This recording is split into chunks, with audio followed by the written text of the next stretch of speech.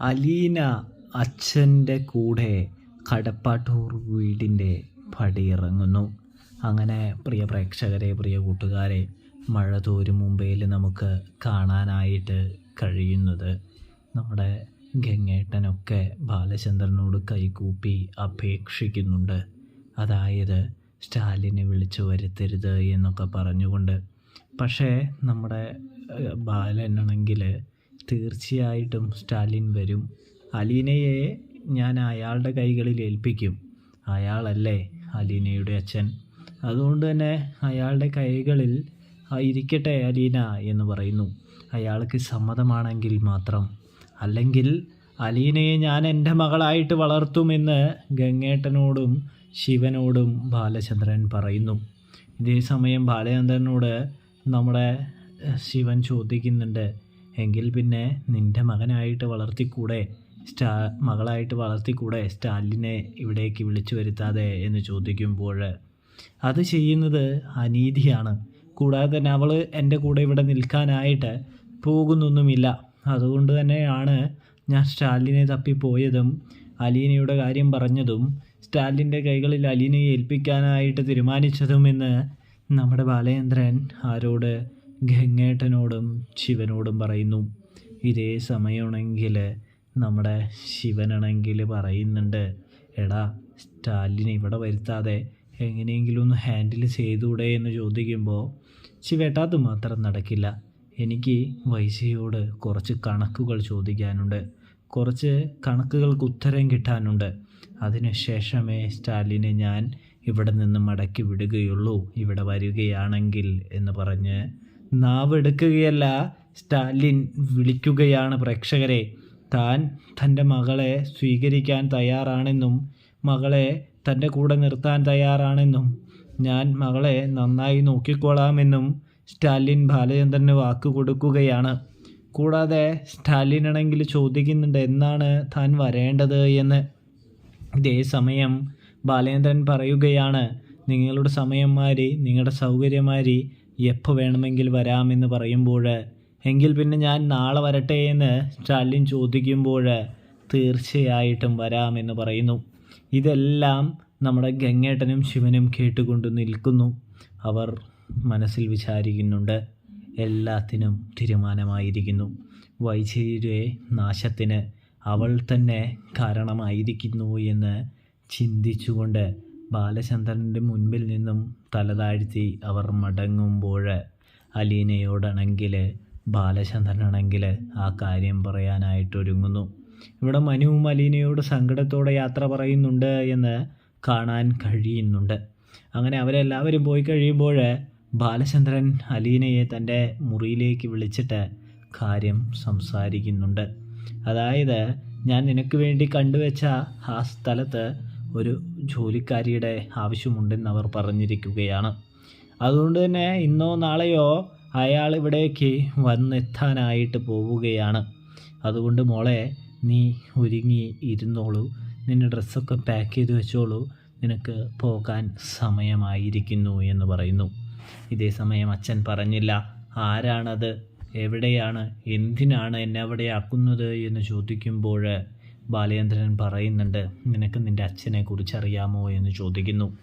പേര് കേട്ടിട്ടുള്ളതല്ലാതെ ഫോട്ടോ കണ്ടിട്ടുള്ളതല്ലാതെ വേറെ ഒരു ഡീറ്റെയിൽസും തനിക്കറിയില്ല എന്ന് അലീന പറയുന്നു. ഇതേ സമയം നിൻ്റെ അച്ഛൻ്റെ പേര് സ്റ്റാലി ജോസഫ് എന്നാണെന്നും അദ്ദേഹം നിന്നെ സ്വീകരിക്കാൻ തയ്യാറാണെന്നും നിന്നെ കൂട്ടിക്കൊണ്ടുപോകാനായിട്ട് അദ്ദേഹമാണ് വരുന്നതെന്നും അതുകൊണ്ട് തന്നെയാണ് ഞാൻ നിന്നോട് പറഞ്ഞത്, നീ ഈ ലോകത്തിലെ തന്നെ ഏറ്റവും സേഫായ കരങ്ങളിലേക്കാണ് പോകാനായിട്ട് പോകുന്നതെന്നും നമ്മുടെ ബാലചന്ദ്രൻ പറയുമ്പോൾ, എൻ്റെ അച്ഛനോ എന്ന് അലീന ചോദിക്കുന്നു. അതെ, നിൻ്റെ അച്ഛൻ തന്നെ എന്ന് ബാലചന്ദ്രൻ തിരിച്ച് ഉത്തരം നൽകുന്നു.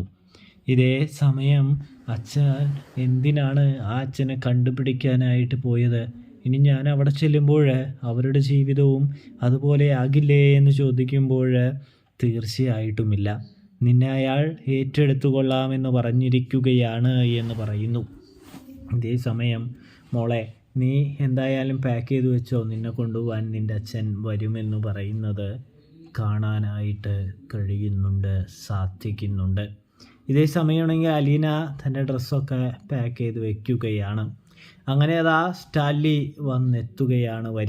കടന്നു വരികയാണ്. ഇതേ സമയം ബാലചന്ദ്രൻ സ്റ്റാലിനെ സ്വീകരിക്കുന്നുണ്ട്.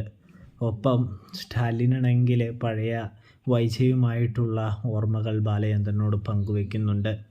ഇതേ സമയമാണെങ്കിൽ നമ്മുടെ ബാലചന്ദ്രനാണെങ്കിൽ പറയുന്നുണ്ട്, എനിക്ക് ഈ കഥകളൊന്നും അറിയില്ലായിരുന്നു, ഞാൻ അറിയാതെയാണ് വൈജയന്തിയെ വിവാഹം കഴിച്ചത് എന്ന് പറയുമ്പോൾ എനിക്ക് മനസ്സിലായി മിസ്റ്റർ ബാലചന്ദ്രൻ, അവർ എന്നെയും ചതിക്കുകയായിരുന്നു. ഞാനും വൈജയും ഒരു നല്ല ജീവിതം സ്വപ്നം കണ്ടതാണ്, പക്ഷേ അത് നടന്നില്ല എന്ന് പറയുന്നത് കാണാനായിട്ട് സാധിക്കുന്നുണ്ട്. ഇതേ സമയം തന്നെ അലീന അവിടേക്ക് വരികയാണ്. അലീന, ഇതാണ് നിൻ്റെ അച്ഛനെന്ന് പറഞ്ഞ് ബാലചന്ദ്രൻ പരിചയപ്പെടുത്തുന്നുണ്ടെങ്കിലും അലീനയാണെങ്കിൽ പലവിധ ചോദ്യങ്ങൾ സ്റ്റാലിനോട് ചോദിക്കുന്നുണ്ട്. എന്തുകൊണ്ട് ഇത്രയും നാൾ വന്നില്ല എന്നെ കാണാനായിട്ട്, എന്തുകൊണ്ട് കണ്ടുപിടിക്കാൻ ശ്രമിച്ചില്ല, എന്തുകൊണ്ട് എന്നെ അന്വേഷിച്ചില്ല എന്ന് ചോദിക്കുമ്പോൾ നമ്മുടെ സ്റ്റാലിനാണെങ്കിൽ അതിനെല്ലാത്തിനും നല്ല രീതിയിൽ തന്നെ അലീനയ്ക്ക് ഉത്തരം കൊടുക്കുന്നുണ്ട്. മകളെ, നീ ജീവനോടെ ഉണ്ടെന്ന് ഈ അച്ഛൻ അറിഞ്ഞിരുന്നില്ല, അതായിരുന്നു ഈ എല്ലാത്തിനും കാരണമെന്ന് പറയുന്നത് കാണാം. നിൻ്റെ അമ്മ വീട്ടുകാർ ഇല്ലാതാക്കി കാണുമെന്നാണ് ഞാൻ വിചാരിച്ചത് എന്ന് പറയുന്നു. ഇതേ സമയം അന്വേഷിക്കാത്തത് എൻ്റെ തെറ്റാണെന്ന് പറഞ്ഞ് അലീനയുടെ മുൻപിൽ തലകുനിച്ച് നിൽക്കുന്ന സ്റ്റാലിനോട് സാരമില്ല എന്ന് പറയുന്ന അലീന ഒടുവിൽ തൻ്റെ സഹോദരങ്ങളോടെല്ലാവരോടും യാത്ര പറഞ്ഞുകൊണ്ട് അലീന കടപ്പാട്ടൂർ വീടിൻ്റെ പടിയിറങ്ങാനായിട്ട് പോവുകയാണ്. പ്രേക്ഷകരെ, പ്രിയ കൂട്ടുകാരെ, അലീനയാണെങ്കിൽ വളരെയധികം സങ്കടത്തോടെയാണ് കടപ്പാട്ടൂർ വീടിൻ്റെ പടിയിറങ്ങാൻ പോകുന്നത്. നമ്മുടെ രോഹിത്തും കൃഷ്ണമോളൊക്കെ സങ്കടപ്പെട്ട് പൊട്ടിക്കരയാനായിട്ട് തുടങ്ങുകയാണ്. ഇവിടെ ബബിതയുടെ കാര്യമാണ് ശരിക്കും കഷ്ടത്തിലാകുന്നത്.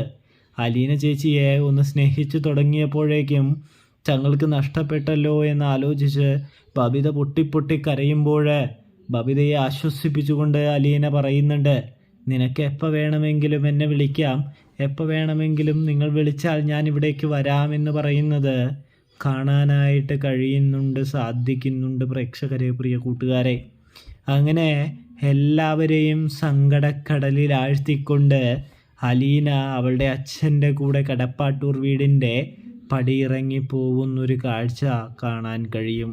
കടപ്പാട്ടൂർ വീടിൻ്റെ ഐശ്വര്യം പടിയിറങ്ങി പോകുന്ന കാഴ്ച കാണാൻ സാധിക്കും. അപ്പോൾ റിവ്യൂ ഇഷ്ടപ്പെട്ടാൽ ചാനൽ മറക്കാതെ സബ്സ്ക്രൈബ് ചെയ്ത് സപ്പോർട്ട് ചെയ്യുക. തെറ്റുകുറ്റം കണ്ട് ക്ഷമിക്കുക. വീഡിയോ ഫുള്ളായിട്ട് കാണാനായിട്ട് പ്രത്യേകം ശ്രദ്ധിക്കുക.